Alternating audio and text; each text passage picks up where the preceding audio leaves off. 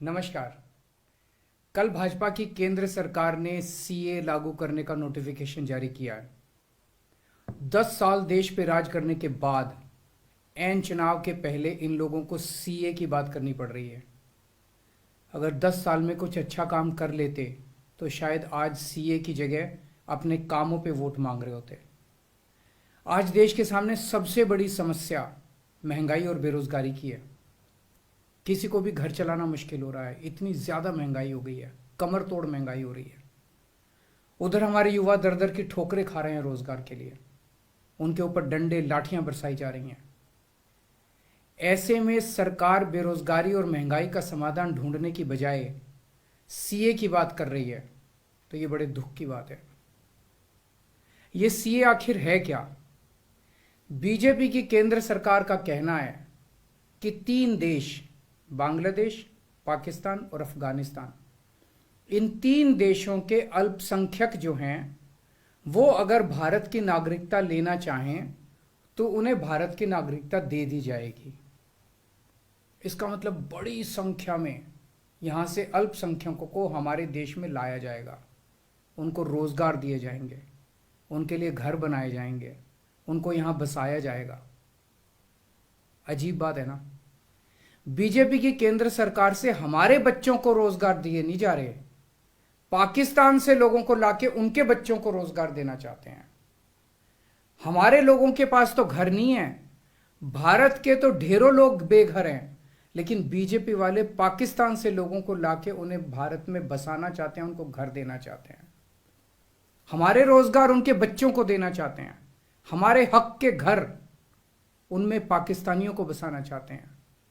भारत सरकार का जो सरकारी पैसा हमारे परिवार और देश के विकास पे खर्च होना चाहिए, वो पैसा पाकिस्तानियों को भारत में बसाने पे खर्च किया जाएगा। इन 3 देशों में लगभग 2.5 से 3 करोड़ अल्पसंख्यक हैं। ये तीनों बहुत गरीब देश हैं। जैसे ही भारत के दरवाजे खुलेंगे, इन 3 देशों से भारी भीड़ हमारे भारत में आ जाएगी। अगर इन 2.5-3 करोड़ में से 1.5 करोड़ लोग भी भारत आ गए तो कौन देगा इनको रोजगार? कहां बसाओगे इनको?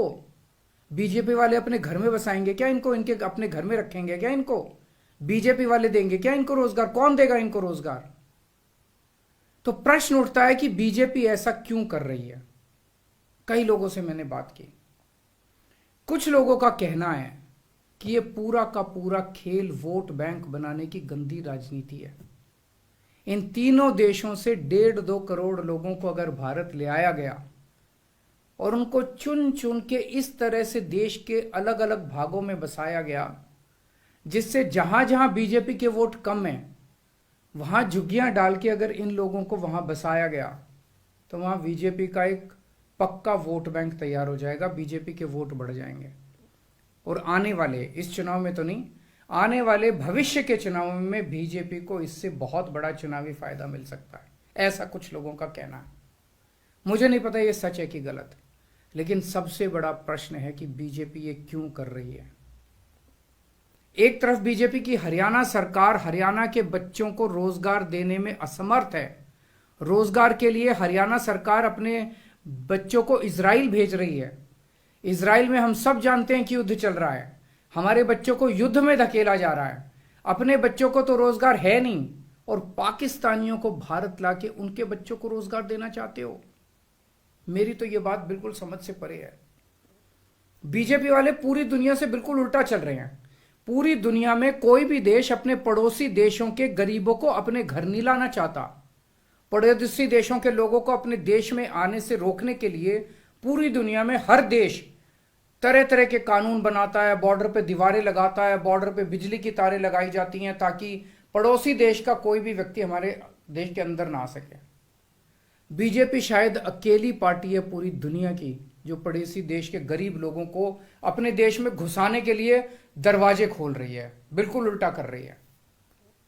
एक और बात है सोचने की, पिछले 10 सालों में 11 लाख से ज्यादा भारत के बड़े बड़े अमीर उद्योगपति और व्यापारी भारत छोड़ के चले गए।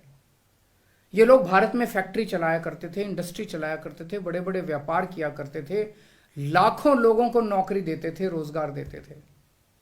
ये बीजेपी की गलत नीतियों और उनके अत्याचार से तंग आके भारत छोड़ के चले गए।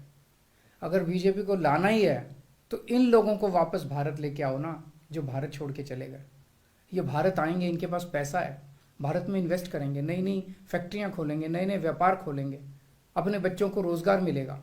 ये क्या बदतमीजी है कि बांग्लादेश के, पाकिस्तान के और अफगानिस्तान के लोगों को हमारे देश में लाके बसाएंगे और उनको हमारे बच्चों के हक के रोजगार उनको देंगे। ये लोग कह रहे हैं कि 2014 के पहले आए हुए घुसपैठियों को इन नागरिकता दी जाएगी।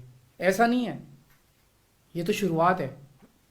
एक बार ये सिलसिला चालू हो गया, एक बार दरवाजे खुल गए तो फिर बहुत बड़ी संख्या में पाकिस्तानी और बांग्लादेश से लोग भारत में आने लगेंगे।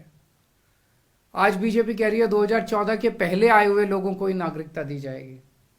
देख लेना, अगले चुनाव में ये बीजेपी वाले इस तारीख को बढ़ा के 2024 कर देंगे कि 2024 के आए हुए पहले वाले लोगों को दी जाएगी, और फिर इसे और आगे बढ़ा देंगे।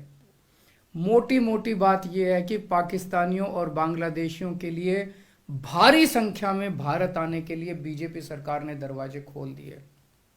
ये देश के लिए बेहद खतरनाक है, और इसका सबसे ज्यादा खामियाजा उत्तर पूर्व, नॉर्थ ईस्टर्न स्टेट्स भुगत रहे हैं, खासकर आसाम के लोगों की भाषा और संस्कृति खतरे में पड़ चुकी है, क्योंकि वहां पे बांग्लादेश से इतनी बड़ी संख्या के ऊपर इलीगल माइग्रेशन हुआ है।